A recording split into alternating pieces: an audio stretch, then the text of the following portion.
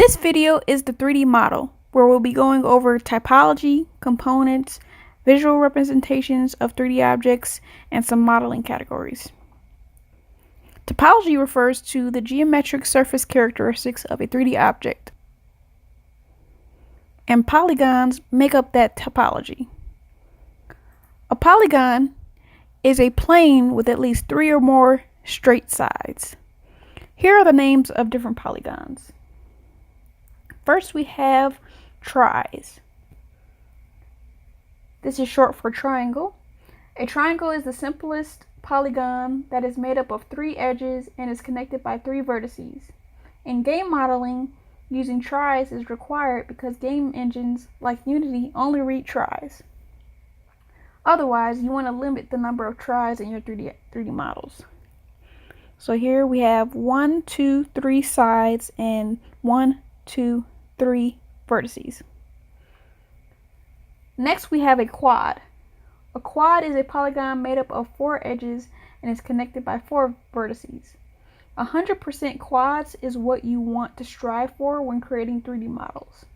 Having all quads will ensure that your mesh has clean topology and that your model will deform properly if it's being animated. So for the quad, we have 1, 2, 3, 4 sides and 1, 2, 3, 4 vertices. Lastly, we have our n-gon. An n-gon is a polygon that is made up of 5 or more edges and is connected by 5 or more vertices. An n-gon should always be avoided. They pose problems with render time, texturing, lighting, and when deforming for animation. So as we can see, we have 1, 2, 3, 4, 5 sides and 1, 2, 3, 4, 5 vertices. And now in mathematics, n is for any number, so that's why n-gon is 5 or more sides. So you can have a 32 gon, a 64 gon, so on and so forth. Now we have the different components. A model is a collection of 3D components that make up your different objects. Everything in your scene can be referred to as a model. So in this picture, this is an example of our object or model. Next, we have components. These are the elements that make up your 3D model. A vertex is the point of intersection between 3 or more edges. The plural of vertex is vertices. So as we can see, if we had the corners of our box, these are the vertices, and then if we had the triangles, the composition of the object is triangles, then we would have a vertex in the middle. An edge is any line on the surface of a 3D model where 2 polygonal faces meet. So if we have this face and this face, this is their edge. This face and this face, this is their edge. A face is a plane that is made up of 3 or more edges. So right here, we went over these earlier under topology. So the tri, the quad, the n-gon, those are all faces.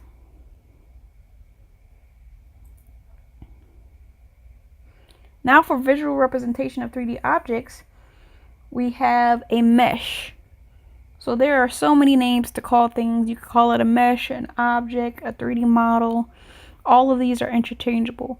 I just want to introduce you to these things just in case I call them that throughout the rest of the course.